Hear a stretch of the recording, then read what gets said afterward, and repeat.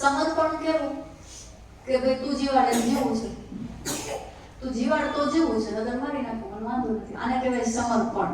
પણ માનતા કરું ને એટલે મેં હઠ કરી, ધરાર છે એમાં રાજીપો નથી. કાં તો એની રાજા એમાં રાજી રહ્યો. જેમ એ જીવાડે છે ને મને આનંદ છે, એ જેવું જીવાડે છે મારે કાંઈ જોતું નથી. માંગવાનું બંધ કરો તો અનેક ગળું દે છે. ઘણી વાર આપણો છોકરો કોઈ એવી વસ્તુ માંગતું હોય કે જે આપણને ખબર છે કે એના માટે સારું નથી, તો આપણે ન પણ દઈએ.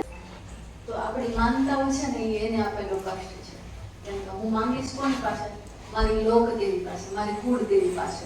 એને આગળ કોકને હિસાબ દેવાનો છે કે આજ મારી આટલી માનતા પૂરી થઈ.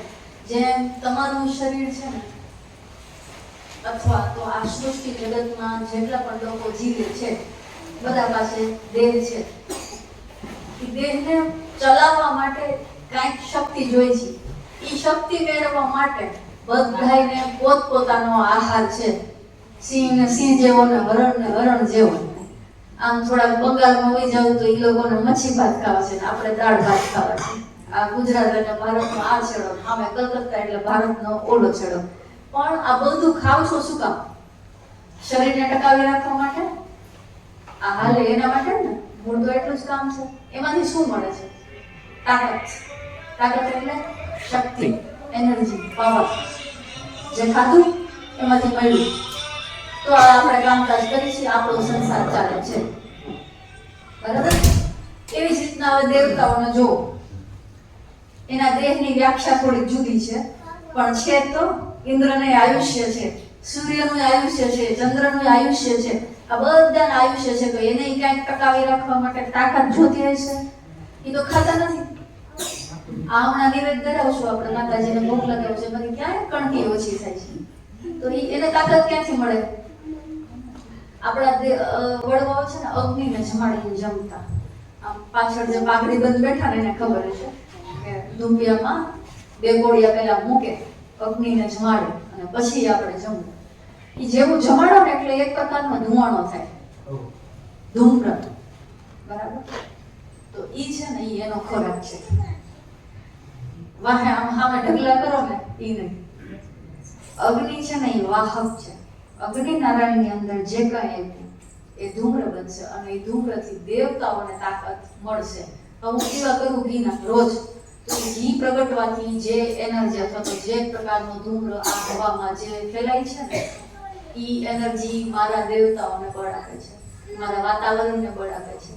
હવા પણ પવન દેવાય છે ને, એ શુદ્ધ થાય છે, પૃથ્વી શુદ્ધ થાય છે, અગ્નિ શુદ્ધ થાય છે, વાયુ શુદ્ધ થાય છે. આ 5 મહાભૂત મારી આ પૂજા કર્મકાંડ જેને આ બધા જૂનવાણી કે ને લખ્યા ઋષિ નકામું, એનાથી ભગવાનને તાકાત મળે છે. અને મારો ભગવાન શક્તિશાળી હોય તો મને કંઈક દે ને. બાપાના ખીચામાં કંઈક હોય 5 રૂપિયાની વસ્તુ માંગવા થાય, પણ એને જ આપણે કંઈ કરી નહીં, એના ખીચામાં કંઈ રહેવા જ ન દે. જે હવા તો કે બગાડ નાખો, ધરતી તો કે ઝેર નાખીને એને બગાડ નાખો, પાણી તો કે બંધ બાંધીને એને પૂરું દરિયા સુધી ન પહોંચે એ બગાડ નાખો. હવે આપણે કઈ રહેવા જ ન દઈએ તો આપણને આપે શું?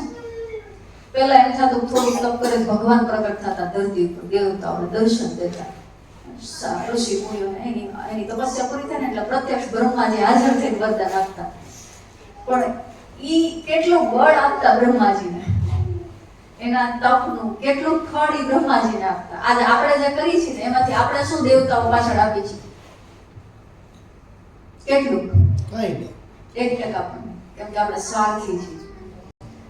પછી ફરિયાદ કરીએ છીએ કે હાય રે આમ થઈ ગયું, હાય રે આવું થઈ ગયું. વરસાદ આવે તો રોય છે, વરસાદ ન આવે તો રોય છે, હવા બહુ ટાઢ પડે તો રોય છે, ઠંડી ન પડે તોય રોય છે. શું કામ? આપણને ભાગ કાઢવા વાળી પ્રથા જ ભૂલાઈ ગઈ છે. હું જે ખાઉં છું ને એમાંથી એક કોળિયો બહાર મૂકું, કીડીને ગાયને કોકને મળે, એ આપણે ભૂલી ગયા છીએ. હું જે ખાઉં છું ને પેલા આભાર માનું કે ભગવાન તારી દયા છે ને તો આ ખાઈ શકું છું, ન તો રાંધેલું ધન પડ્યું રહે ન ખાઈ શકું. ઘરમાં રંધાઈ ગયું હોય ને ખાઈ ન હતી, જો એની રજા ન હોય તો જમતા પહેલા હું આભાર માનું. ભૂલી ગયા છીએ કે ભાઈ એક ભાગ કાઢવાનો છે દેવતાઓ માટે. અગ્નિની અંદર ખાલી એક કોળિયો રોજ છે ને 5 કોળિયાનો અગ્ન થતો, રોજ 5 ટીપા ઘીના દેવતાની અંદર રોજ. એ ખાલી વિચાર કરો ને, હર ઘરે ખાલી 5-5 ટીપા ઘી પડતું ને, આખું પ્રકૃતિ, આખું પૃથ્વીનું ઓરા ચેન્જ થઈ જતું. એ ઘીમાં તાકાત કેવી છે, એ ગાયના ઘીમાં શક્તિ કેવી છે કે એનાથી દેવતાઓને શક્તિ મળે છે. તો જો દેવતાને મારા ઘીના દીવાથી કે મારા યજ્ઞમાં આહુતિ આપવાથી બળ મળતું હોય તો મને કેટલું મળશે? પણ આપણી આ જે રિવાજ, આપણી જે પરંપરા હતી ને, આપણો ધર્મ કેવો હતો, આપણા જીવનમાં વણાયેલો હતો. પછી આપણે બીજાના ચારા પાડતા થઈ ગયા, અંગ્રેજોના કે અહીંયા જે પ્રજાઓ આવી ભારત દેશમાં, આપણે એના ચારા પાડતા થઈ ગયા, આંધળું અનુકરણ કરતા થઈ ગયા. એ લોકો પહેરે એવા કપડાં પહેરશું, એ લોકો ખાય એવું ખાવાનું ખાશું, એ સવારે 10 વાગે ઉઠે તો આપણે 10 વાગે ઉઠીએ.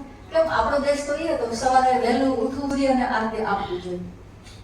એના ઉપર કૃપા નથી, આપણા માટેનું છે. અગ્નિને જ્યારે જમાડશો ને તો એવો ઉપકાર નહીં કે હું દેવતાઓને જમાડું છું, ઈ કે હું એને તાકાત આપીશ ને તો હું જીવી શકીશ. ઈ સમજતા, આપણા પૂર્વજો સમજતા શું કે એકબીજા છે બધું કડીથી કડી સાકરથી જોડાયેલું છે. આજ હું સમજો આમાંથી કોઈ પણ બેઠા એની યાર મારો વિવાદ થાય, હું એની યાર ઝઘડો કરું અને એમ ફટાકો મારું, તો એવું ન સમજો કે મેં એને માર્યું. ઈ મારી થપ્પડ ફરી પાછી મારી પાસે આવશે, કેમ કે એમાંય મારો કઈ અંશ તો છે જ. ઈ એક પાર્ટિકલ, એક કણ, એને મેં મારી જાતને મારી એવું તો થશે જ.